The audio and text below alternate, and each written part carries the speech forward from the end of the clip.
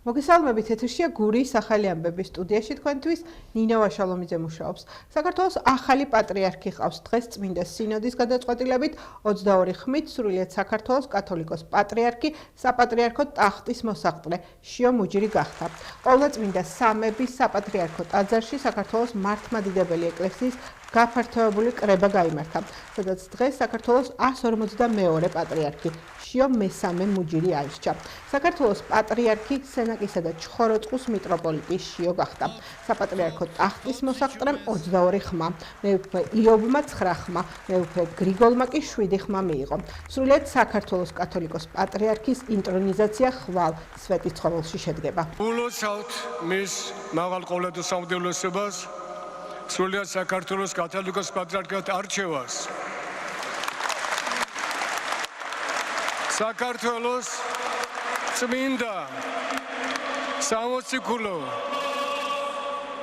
ავტოკეფალური მართლმადიდებელი ეკლესიის მეთაურია უწმინდესი და უნეტარესი სრულიად საქართველოს კათოლიკოს პატრიარქი მცხეთა თბილისის მთავარეპისკოპოსი ბიჭვინთისა და ცხმაფხაზეთის მიტროპოლიტი დიდი მეუფე მამაი ჩვენი შიო მესამე აქსიოს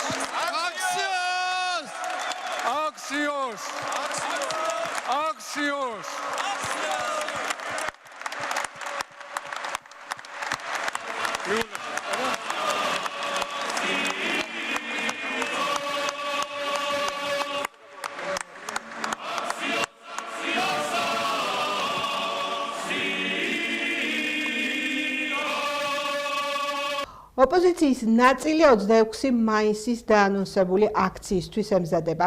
მზადებაში 9 ოპოზიციური პარტიაა ჩართული, თუმცა ერთობის ლიდერებს შორის დაპირისპირებასაც აქვს ადგილი. ალიანს საქმიანობა დაუწუნა მიხეილ სააკაშვილმა და უფრო მეტი რადიკალიზმისკენ მოუწოდა. 26 მაისის აქციის მოსამზადებელი კამპანიით უკმაყოფილოა ლევან ხაბეიშვილიც. ფედერალისტების ლიდერი თამარ ჩერგოლეიშვილი კი ამბობს, რომ ვინც ალიანსის სტრატეგიას და წესებს უარყოფს, ის ალიანსის მიღმა აყენებს თავს და თვით მარგინალიზაციას ეწევა. 26 მაისის აქციას არ უერთდებიან ალიანს გარეთ მყოფი ოპოზიციური პარტიები. მმართველ გუნდში კი აცხადებენ, რომ ოპოზიციური ალიანსი დასახულ მიზანს ვერ მიაღწევს.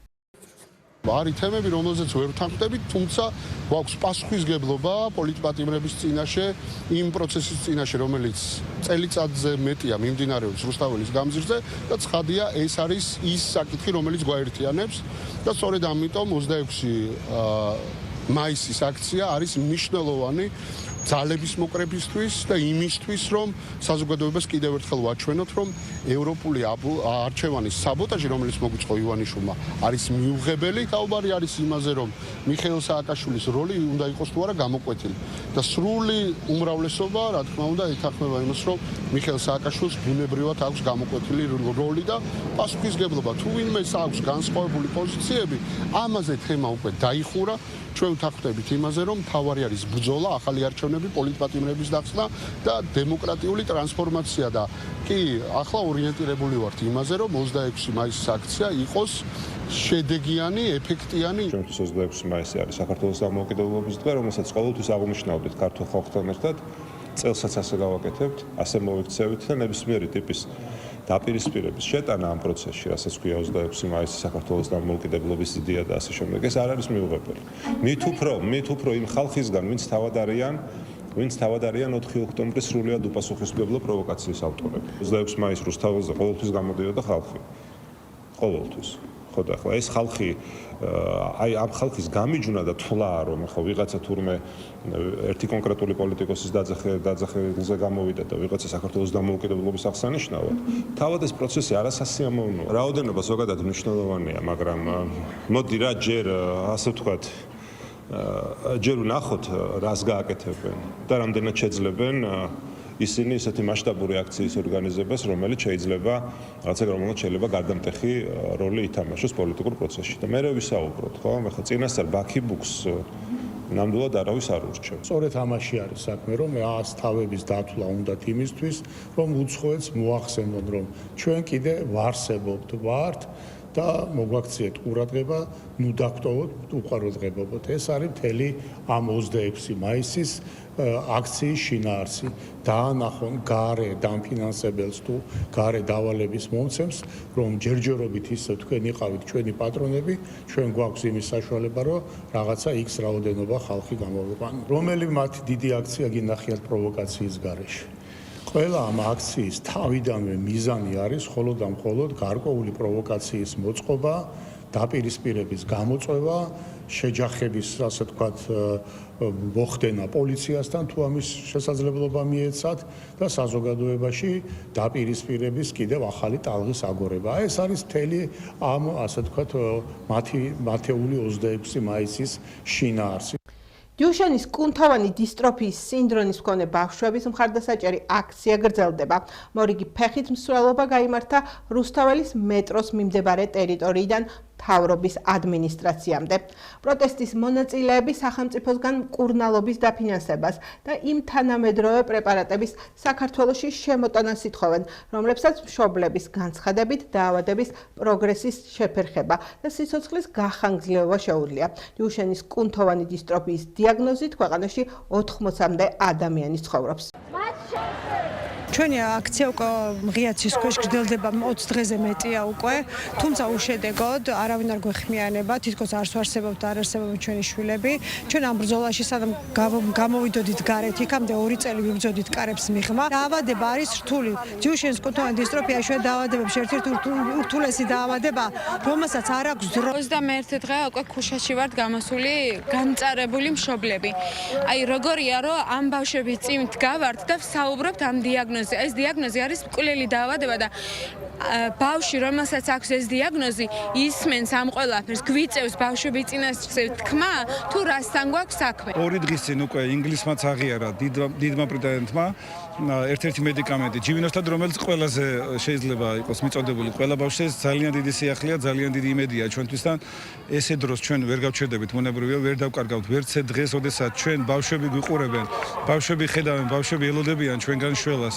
ამიტომ ის ნარატივი, რომ თითქოს ერთი მედიკამენტია, თითქოს მკვლელი მედიკამენტია უკუჩვენებებით, თითქოს 3 მილიონია და თითქოს რადგანაც ევამ არ აღიარა, ამიტომ არ უნდა მივიღოთ, ეს დაუშვებელია, მიუღებელია. 4 მედიკამენტია, შეიძლება გადანაწილება ბავშვების ისე, რომ ფასებიც იყოს მინიმალური. ფაშიზმზე გამარჯვების 91 წლისთავი ოზურგეთში ტრადიციულად მარადიული ცეცხლის ანთებით და უცნობი ჯარისკაცის საფლავთან ყვავილების მიტანით აღინიშნა. ოზურგეთში დარჩენილ ერთადერთ ვეტერანს კი როგორც ცენტრალური, ასევე ადგილობრივი ხელისუფლებისგან ჯამში 4000 ლარი გადაეცა. ოზურგეთში ფაშიზმზე გამარჯვების 91 წლისთავთან დაკავშირებით სამხარეო და ადგილობრივი ხელისუფლების წარმომადგენლებმა გმირთა მემორიალი ყვავილებით შეამკეს და მეორე მსოფლიო ომში დაღუპულთა ხსოვნას პატივი მიაკეს. ხელისუფლების წარმომადგენლები სოფელ მერიაში მცხოვრებ ვეტერან შოთა გოგატაძეს სახლში ეწვივნენ და გამარჯვების დღე მიულოცეს. ვეტერანმა საქართველოს მთავრობის განკარგულების შესაბამისად მეორე მსოფლიო ომში მონაწილეობისთვის ერთჯერადი ფულადი სოციალური დახმარება 2000 ლარი მიიღო, ხოლო ოზურგეთის მუნიციპალიტეტის სახელით მას დამატებით 2000 ლარი გადაეცა. დღეს ფაშიზმზე გამარჯვების დღეა. ამ მნიშვნელოვან დღეს პატივი მივაგეთ მეორე მსოფლიო ომში დაღუპულთა ხსოვნას და მადლიერება გამოვხატეთ ჩვენი ვეტერანების მიმართ. ასევე ვესტუმრეთ მეორე მსოფლიო ომის ვეტერანს ბატონ შოთა გოგატაძეს და საქართველოს მთავრობის გადაწყვეტილების შესაბამისად ერთჯერადი ფულადი დახმარება გადავეცით. დამატებით ფულად მხარდაჭერას იგი ოზურგეთის მუნიციპალიტეტისგანაც მიიღებს. მინდა მადლობა ვუთხრა ჩვენს ვეტერანებს იმ თავდადებისა და ღვაწლისთვის, რაც მათ ქვეყნის წინაშე აქვთ. 9 მაისი ფაშიზმზე გამარჯვების დღე ძალიან მნიშვნელოვანი თარიღია ჩვენი ქვეყნის ისტორიაში. დღეს ჩვენ პატივს მივაგებთ და ვიხსენებთ ადამიანებს, გმირებს, რომლებმაც თავი გასცილეს, სიცოცხლე შეწირეს ჩვენი ქვეყნის კეთილდღეობას და ჩვენი ქვეყნის უკეთეს მომავალს. ჩემი ევროპა, ჩემი მომავალი. ამ დევიზით თბილისში ევროპის დღე მასშტაბურად აღინიშნა. ექსპო ჯორჯია საგამოფენო სივრცე idეების, კულტურისა და საერთო ფასეულობების ნამდვილ დღესასწაულად იქცა, რომელსაც ათასობით სტუმარი დაესწრო. ღონისძიება ოფიციალურად საქართველოში ევროკავშირის ელჩმა პაველ ჰერჩინსკიმ გახსნა. მან ხაზი გაუსვა საქართველოს საუკუნოვან ევროპულ იდენტობასა და აღნიშნა, რომ ევროკავშირისკენ მიმავალი გზა ქვეყნის დემოკრატიულ განვითარებაზე გადის. საგამოფენო პავილიონში დამთვალიერებელმა ევროპის გუნდის მიერ წარმოდგენილი ინოვაციები და ის გამოგონებები იხილეს, რომელმაც თანამედროვე სამყარო შეცვალეს. ცალკეული სივრცე დაითმო ევროკავშირის საქართველოს 30 წლიან ჭიდრო პარტნიორობას, სადაც სტუმრები გაეცენ კონკრეტულ პროექტებს, რომლებმაც ადგილობრივი თემების ცხოვრება გააუმჯობესა. მხარი დაუჭირა ბიზნესსა და ქვეყნის ციფრულ ტრანსფორმაციას. დღის განმავლობაში ექსპო ჯორჯია დიალოგის პლატფორმად იქცა. სპეციალურ პოდკასტ სტუდიებში ელჩები და ქართველი ხელოვანები ევროპულ ღირებულებებზე მსჯელობდნენ. ახალგაზრდებმა კი ინფორმაცია საგანმანათლებლო პროგრამებისა და პიროვნული ზრდის შესაძლებლობების შესახებ მიიღეს. სადღესასწაულო განწყობა აგრობაზარმა და კონცერტმა დააგვირგვინა, რაც იმის დასტური იყო, რომ ევროპული ოჯახის წევრობა საქართველოს ცივილიზაციური არჩევანია.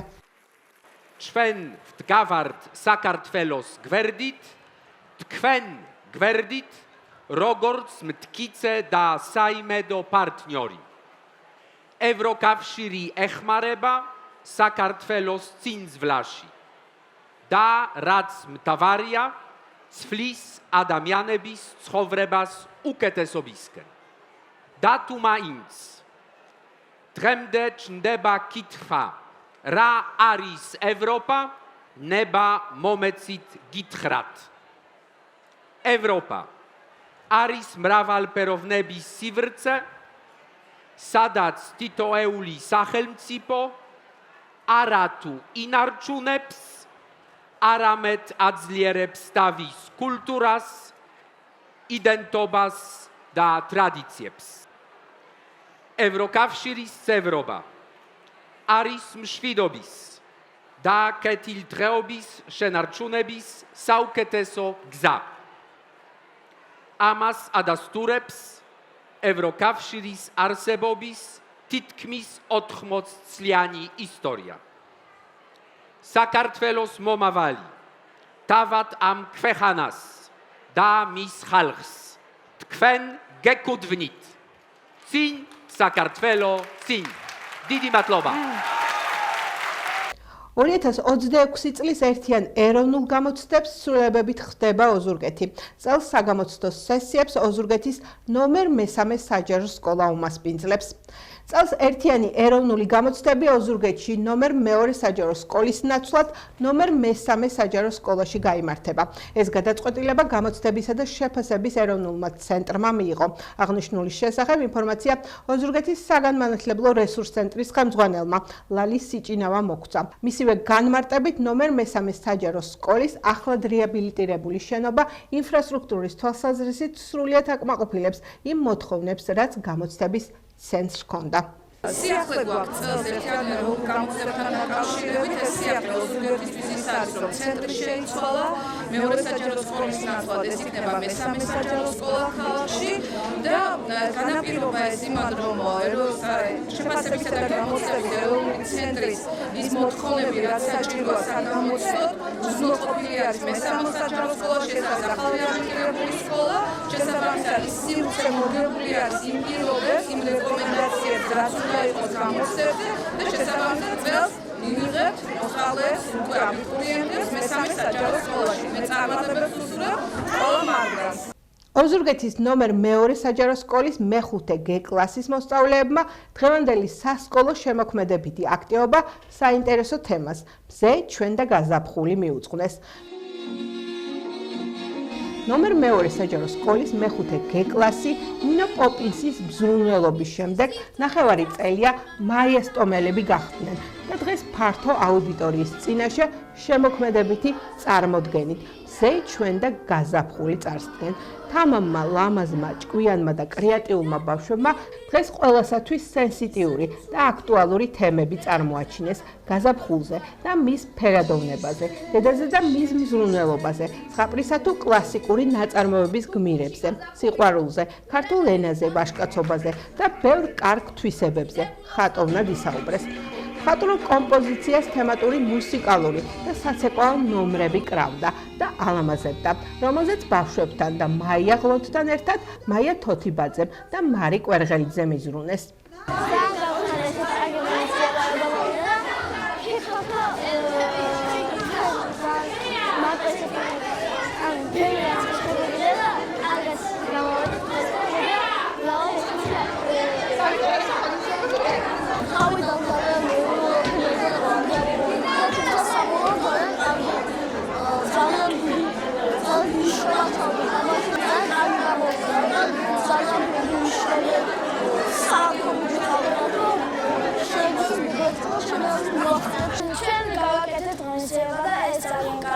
ჩვენი კლასის სხვა მხარე გამოვაჩინეს და იმედია ყველას მოსწონს. ეს მოძრაობა ძალიან მომეწონა, რადგან განმარტო, ყველა მგონები კარგად გავდავნათ, ყველა ყველასწორი ძალიან ბევრი მუშაობა და მადლობა.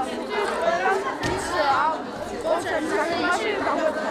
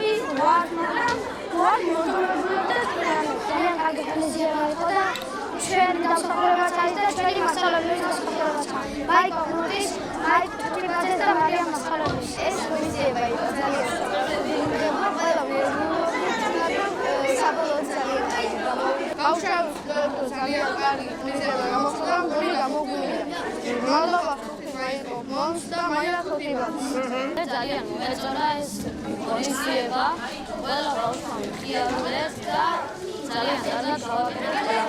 ძალიან ყოველდღიურია და ჩვენ ეს ღონისძიება რა მოვიდა და ჩვენ მასალებს გაიშვ მაიკროფონს, მაიკროფონს და ახლა ჩვენ მასალებს გაიშვ. ვერაფერი არ იქნებოდა ეს მათი დამსახურება.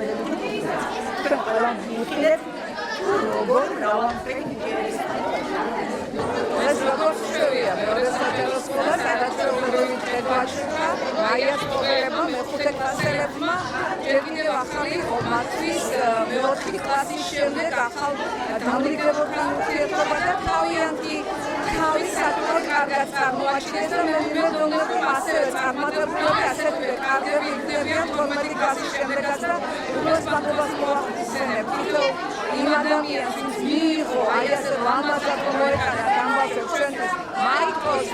ლიას, რავი, ნინოს თავი დაწყებითი მასწავლებლად და მშობლებს და ყველაზე მთავარი და ყველაზე მიმართულება ჩვენს ბავშვებს.